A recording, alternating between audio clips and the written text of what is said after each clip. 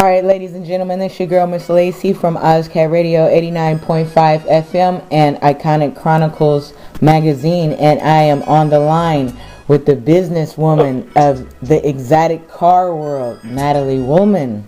Good evening. Thank you, Shannon. How are you doing this evening? I'm doing great. Really good. Thank you. That's awesome. So, where are you originally from? Originally, I was born in San Jose, California.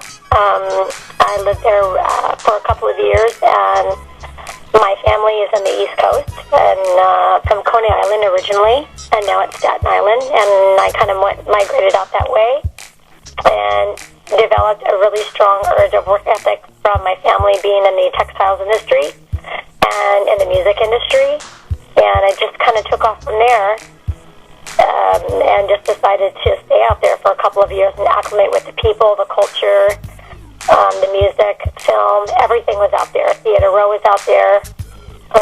Just way back before Bloomberg and Giuliani and Ron Jones. And then I made my way over to Southern California, and I've been in Newport for about 13 years now, but I do visit the East Coast and Miami, and a lot, because that's my stomping ground. That's where I learned all of my my business and work etiquette from everybody who started at the very bottom and worked their way up. And that's your people from the East Coast? Correct. That's what's up. So, ladies and gentlemen, we have a woman on the line with the East Coast hustle, and she's in the West Coast pushing it hard. What led to your start in car sales and exotic cars, and just wanting to even do that? Well, it was a very funny story, Shannon. Thank you for asking. I was going to school here in high school in Walnut at that time.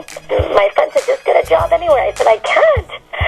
So I found the ad, and it was a very nice gentleman. He is now my previous partner, and he's still with a major established Mercedes-Benz dealership in the Southern California area, and they're in the top 5 percentile. And then he said secretary, so I called him and said, it's impossible for me to be a secretary. I said, I've been working for my family in the East Coast for so long. Who's a secretary anymore? I said, I'll be selling.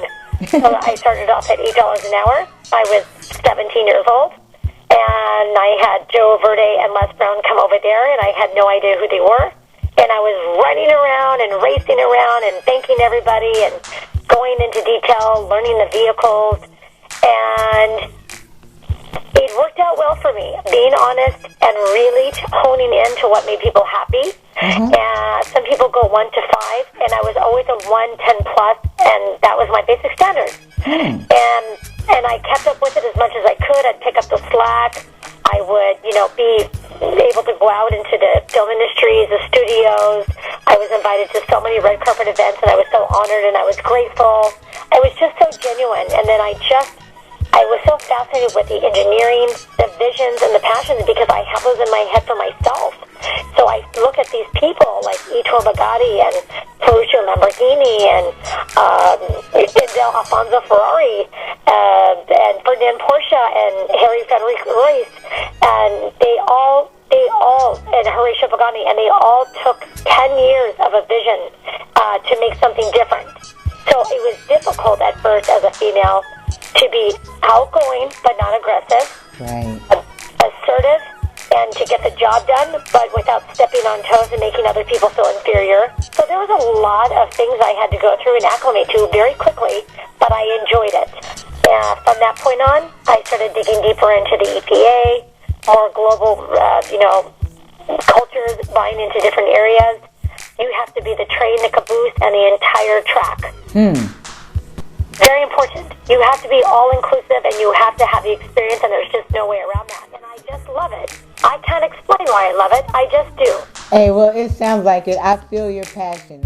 Buying a car at this level, I mean, it's a whole experience. You're not buying a backlot, for someone that just got a license. This is serious cars that can cost millions of dollars. Usually if they call me, they already have a Ferrari, so if they're looking for like an Aston Martin Vanquish that just came out, and Aston Martin has really, really worked their way up in the last 10 years. They're a lovely British manufacturer, the car company. Sometimes if you look across the board at the price points, the Ferrari has a California at like $259. You can get some cars at $249. But the customers normally will have to put a deposit. With my clients, they usually have to put a very low deposit that is refundable. Most dealers will make it non-refundable. I make it so that whatever they're getting out there, I'm already exceeding that. Every day I wake up at 6 a.m., I'm informed. I'm looking globally at what's going on with the auto industry, with the EPA, with the U.S.'s National Traffic Safety Institute.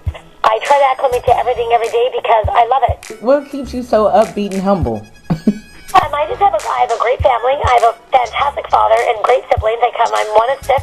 I'm the youngest.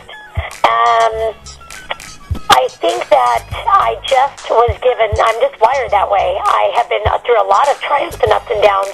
The auto industry, there's a lot of gentlemen that cannot handle it, and they take it personal. I don't, because I read a lot of books. And I've been around some very, very high-profile people who have been through a lot of things. But you have to understand, it's not a man or a woman thing. You can't take things personal. You have to listen and take the advice and work on that. My dad's been a very good influence on me, and he always says, never settle, always be a lady, which I was from when I was a very young kid, even bagging groceries at Peddler's Village in New York and the East Coast, 40 below. It's none of my business what goes on between my client and their personal life. I just want to make everybody happy because I like that for myself. And I'm grateful for my life. Some people are shorted. I volunteer for charities all the time, for hospice, for older people. I see their families not coming to visit them. I'll be with charities for like homeless women and children. And I ran into friends that ran into that. And I'm in a society here in Newport Beach in Orange County. And in any culture, in any city that you're in, and you're always on the lower anarchy or the higher anarchy, it doesn't always mean you have a better life. So I just choose the path of gratefulness for my health and my family. And from that, that's good enough for me. I'm very grateful. It's good enough. Oh, wow. Well, I was going to ask you what words of encouragement you had for others, but I think that just sums it up. I mean, this whole experience and interview has been really encouraging, great information, a way to apply the information, and we appreciate your time. Thank you very much. And I'm so grateful. Thank you so much. At the end of the day, I tell people you have to have passion for what you do. You have to have passion for what you love, and you have to believe in yourself. And there are going to be hard times, and those I tell people I leave it with them. Good or bad in life, it's a favor.